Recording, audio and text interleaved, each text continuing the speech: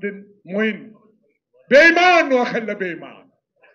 জামাত ইসলাম কজনকে ফাঁসি দিছে? দিয়ে দিছে না? জাতীয় পার্টি আপনাদেরকে পুনর্বাসন করছিল না? বিলীন করে দিয়েছে, জিএম কাদেরের অস্তিত্ব নাই। আমাকে তখন কিভাবে পিটিয়েছিল সেই দৃশ্যের কথা আমার মনে পড়ে। কিন্তু মনে কষ্ট নিয়ে না, আমার বাড়ি নোয়াখালী, আমি কিন্তু বেঈমানিতে নাই, বড় বেঈমান।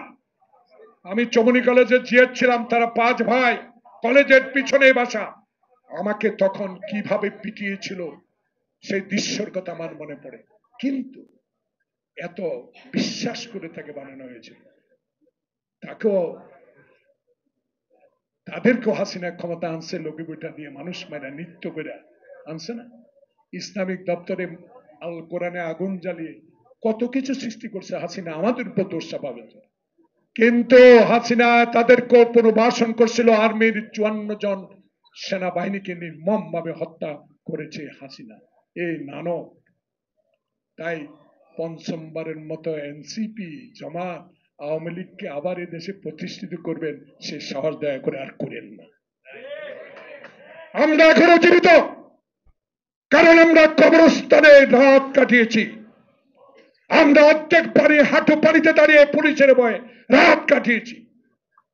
আমরা আয়না ঘরে নির্যাতন শিকার করেছি, হাজার হাজার মামলার শিকার হয়েছি, ইলেকট্রিক শক খেয়েছি।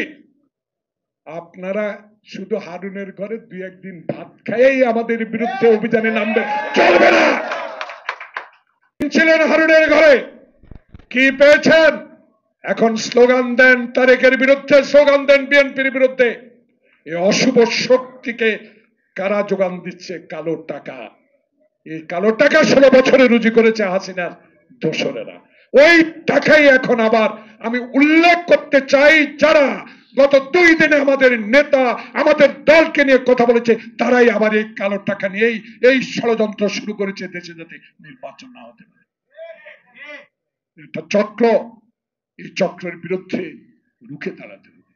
রুখে দাঁড়াবার জন্য আপনারা 80 বছর 75 বছর বয়স হয়েছেন, এখনো এই শক্তি 3 তলা পায়ে হেঁটে উঠতে পেরেছেন, তাই উল্পথের এখনো বিশ্বাস।